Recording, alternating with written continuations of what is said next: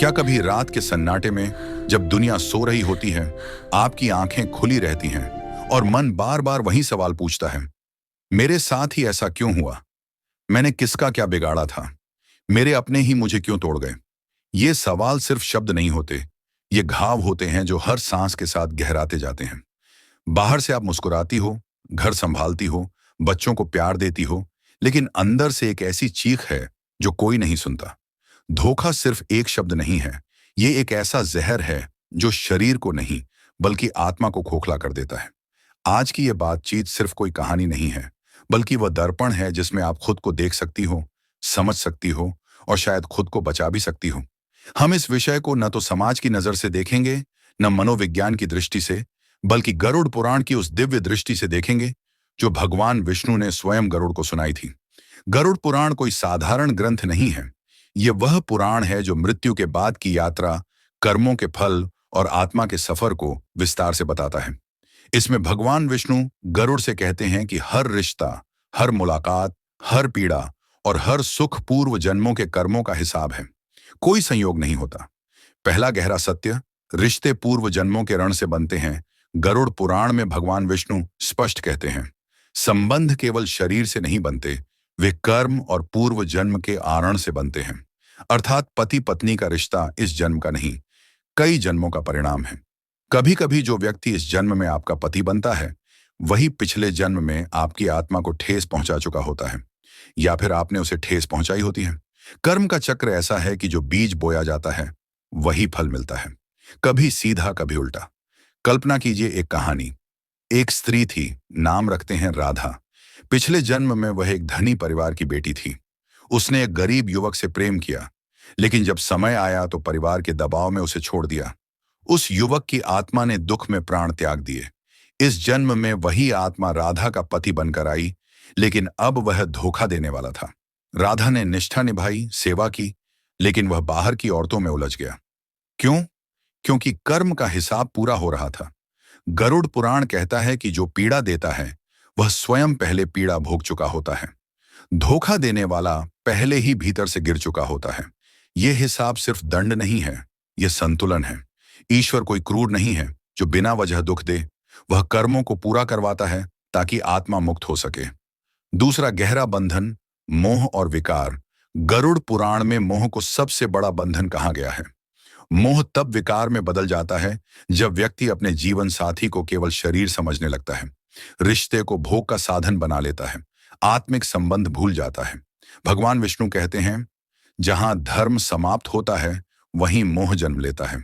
मोह से पाप उत्पन्न होता है। एक और कहानी। मीरा नाम की स्त्री थी। उसका पति बाहर की दुनिया में व्यस्त रहता था। धीरे धीरे उसने मीरा को सिर्फ घर की जिम्मेदारी समझ लिया। मीरा की भावनाएं, उसकी इच्छाएं, उसके सपने सब अनदेखे हो गए। पति ने बाहर किसी और महिला से संबंध बना लिया। मीरा टूट गई। लेकिन गरुड़ पुराण कहता है कि यह मोह का विकार था। पति ने पहले ही आत्मिक स्तर पर रिश्ते को मार दिया था। जब आत्मा भूखी रहती है, शरीर दूसरी जगह भोजन ढूंढता है। मोह से निकलने का रास्ता है आत्मिक दृष्टि। रिश्ते में शरीर से ऊपर उठकर आत्मा को देखना। अगर आपने ऐसा किया तो आपका कर्म शुद्ध रहता है। तीसरा, सबसे बड़ा शत्रु, अहंकार। गरुड़ पुराण अहंकार को आत्मा का सबसे बड़ा शत्रु कहता है। जब पति या पत्नी स्वयं को श्रेष्ठ समझने लगता है, सामने वाले की भावनाओं को छोटा समझता है, मैं जो करूं वही सही है वाली सोच आ जाती है, तब रिश्ता भीतर से मरने लगता है। अहंकार व्यक्ति को तीसरे की ओर खींचता है। उदाहरण लीजिए, एक पति था जो खुद को बहुत सफल मानता था। पत्नी घर संभालती थी, लेकिन वह कहता, तुम क्या जानो, मैं बाहर दुनिया देखता हूं। धीरे धीरे उसने ऑफिस की सहकर्मी से संबंध बना लिया। अहंकार ने उसे अंधा कर दिया। गरुड़ पुराण कहता है, अहंकार से पतन शुरू होता है। धोखा देने वाला पहले ही भीतर से गिर चुका होता है। मेरी बहनों, अगर आपने निष्ठा निभाई, सहन किया, विश्वास रखा, तो दोष आपका नहीं। धोखा आपकी कीमत तय नहीं करता, वह सामने वाले के आत्मिक पतन का संकेत है। गरुड़ पुराण में व्यभिचार और धोखे की सजा बहुत कठोर बताई गई है। परस्त्री गमन करने वाले को नपुंसक योनि मिलती है या चर्म रोग। नरकों में उबलते तेल में डाला जाता है, शरीर को काटा जाता है, सुइयों से छेदा जाता है। एक अध्याय में कहा गया है कि जो पति पत्नी को छोड़कर पराई स्त्री के साथ जाता है, उसे रौरव नरक में पीड़ा मिलती है। वहां यमदूत उसे उबलते घी में डालते हैं। आत्मा चीखती है, लेकिन कोई नहीं सुनता। धोखा देने वाला अतृप्त आत्मा बनता है। वह बार बार जन्म लेता है, संबंध बदलता है, लेकिन कभी संतुष्ट नहीं होता। यमलोक में विशेष पीड़ा भोगता है, क्योंकि धोखा धर्म को चोट पहुंचाता है। गरुड़ पुराण कहता है कि कभी कभी ईश्वर तोड़ता है ताकि आप खुद को पहचान सको। बहुत सी स्त्रियां धोखे के बाद आत्मनिर्भर बनती हैं, भीतर से मजबूत होती हैं, अपना उद्देश्य समझती हैं। हर टूटन अंत नहीं होती, यह शुरुआत होती है। एक स्त्री थी, नाम था सीता। काल्पनिक नहीं, प्रतीकात्मक। धोखा खाया, लेकिन उसने खुद को संभाला, पढ़ाई की, नौकरी की, बच्चों को अच्छा जीवन दिया। आज वह कहती है, धोखा मुझे कमजोर नहीं, मजबूत बनाया। गरुड़ पुराण में स्त्री का परम धर्म पतिव्रता है। जो स्त्री पति की सेवा करती है, धैर्य रखती है, वह स्वर्ग जाती है। धोखा देने वाली को नरक, लेकिन धैर्य रखने वाली को मोक्ष का मार्ग। आपका धैर्य आपके पूर्व जन्म के अच्छे कर्मों को बढ़ाता है। यह कर्म काटता है। गरुड़ पुराण कहता है कि जब कोई आत्मा इस जन्म में धोखा देकर आगे बढ़ जाती है, तो वह समझती है कि उसने जीत हासिल कर ली, लेकिन वास्तव में उसी क्षण उसके कर्म का सबसे भारी बंधन बनना शुरू हो जाता है। क्योंकि शास्त्रों में लिखा है कि संबंधों में किया गया छल सबसे सूक्ष्म लेकिन सबसे कठोर पाप होता है। ऐसा पाप जो तुरंत दंड नहीं देता, बल्कि आत्मा के चारों ओर अदृश्य रस्सियों की तरह लिपट जाता है। और मृत्यु के बाद यमलोक की यात्रा में वही रस्सियां आत्मा को सबसे अधिक कसती हैं।